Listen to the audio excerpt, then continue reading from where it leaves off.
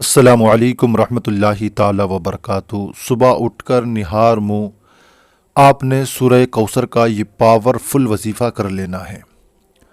اس کی برکت سے آپ دیکھیں گے کہ 7 دن کے اندر اندر اس کا کیا رزلٹ ہوگا، یہ آپ کی نظروں کے سامنے ہوگا۔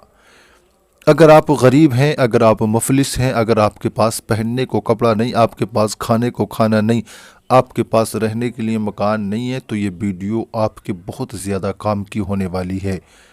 اور کوئی یہ سوچتا ہے کہ میں جائز طریقے سے امیر ہو جاؤں، کسی کی یہ خواہش ہے کہ میں امیر ہوں اور میں غریبوں کی امداد کروں گا، میں مفلسوں کی امداد کروں گا، اپنے غربا رشتہ دار، اپنے گھر والے، اپنے اڑوسی پڑوسیوں کا خیال کروں گا، تو ان لوگوں کے لیے آج کا یہ ویڈیو بہت زیادہ اہم ہونے والا ہے۔ کیونکہ آج میں قرآن پاک کی سب سے چھوٹی جو سورت ہے، جس کو سورہ کوثر کے نام سے جانا جاتا ہے، اس کو نہار منہ پڑھنے کا فائدہ بتاؤں گا۔ نہار منہ کتنا پڑھنا ہے، کب پڑھنا ہے، کیسے پڑھنا ہے، صرف 7 دن پڑھنا ہے، یہ ساری ترتیب بترتیب میں آپ کو بتانے والا ہوں۔ کیونکہ کوئی ہے اس وقت میں جس کو دولت کی جستجو نہ ہو، کوئی ایسا نوجوان نہیں ملے گا، کوئی آپ کو ایسی بہن نہیں ملے گی، کوئی آپ کو ایسی ماں نہیں ملے گی۔ ہر ایک شخص کی یہ خواہش رہتی ہے کہ پروردگار ہمیں امیر بنا دے، پروردگار ہمیں دولت سے مالا مال کر دے، پروردگار ہمیں جائز طریقے سے دولت دے دے۔ بہت سارے، کئی سارے تو ہمیں ایسے بھی ملتے ہیں جو جائز اور ناجائز کو بھی نہیں دیکھتے، دولت کے لیے ایسے پاگل ہو گئے ہیں کہ بس دولت ہو، چاہے جیسی ہو، چاہے جائز ہو، چاہے ناجائز ہو، چاہے حلال ہو یا حرام ہو، مگر ہو۔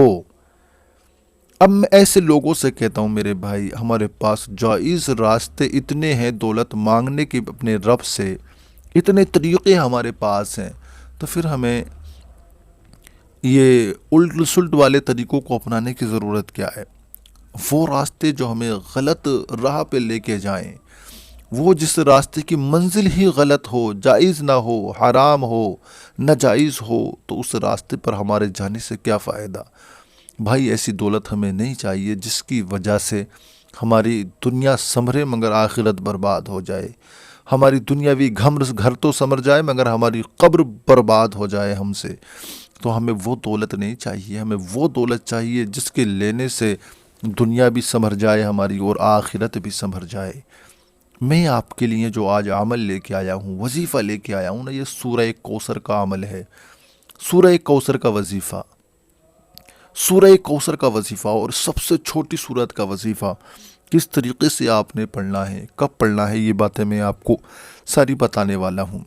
سنیں آپ، اور اپنے بچوں کو بھی بتا دیں، اپنے سارے گھر والوں کو یہ درس دیں، اپنے تمام گھر والوں کو یہ تلقین فرما دیں، بیٹا یہ ماں کا کام ہوتا ہے، یہ باپ کا کام ہوتا ہے۔ بیٹا ہمارے لیے چاہے تم آپ ایک دن میں 1000 لاؤ، چاہے 500 لاؤ، چاہے 500 سے بھی کم لے کے آؤ، مگر بیٹا ناجائز کمائی گھر میں نہیں آنی چاہیے۔ گھر میں اگر آئے تو محنت کی آئے، جائز آئے۔ میں آپ سے کہتا ہوں، لوگ کہتے ہیں ہماری دعائیں قبول نہیں ہوتی، ہم اولاد کے لیے بہت دعائیں کر رہے ہیں، کئی سال سے مسلسل دعا کر رہے ہیں، ہماری دعائی قبول نہیں ہوئی۔ ہم امیر ہونے کے لیے، دولت لینے کے لیے بہت زیادہ ہم دعائیں کر رہے ہیں، مگر ہماری دعائی قبول نہیں ہوئی، اور ہم نے طرح طرح کی دعائیں کر لیں، اللہ تعالیٰ ہماری سنتا ہی کوئی نہیں۔ میں کہتا ہوں میرے بھائی، پہلے آپ اپنے کھانے پہ تو خیال کریں، آپ اپنے رزق پر تو خیال کریں۔ جو رزق تم کھا رہے ہو نا، وہ جائز نہیں، ادھر ادھر سے لا کر کے آپ نے جو رزق کھایا ہے نا، اس کی وجہ سے آپ کی دعائیں قبول نہیں ہو رہی۔ اس لیے جائز کھاؤ، اچھا کھاؤ، اللہ آپ کی دعائیں قبول کرے گا۔ وظیفہ یہ ہے کہ آپ نے صبح نہار میں اٹھنا ہے، وضو کر لیں، اچھا رہے گا، نماز پڑھیں گے، وضو آپ کا ہوگا، اور بغیر وضو بھی آپ کرنا چاہیں تو اس عمل کو کر سکتے ہیں۔ آپ نے وضو بنانے کے بعد میں 21 مرتبہ درود ابراہیمی پڑھنا ہے۔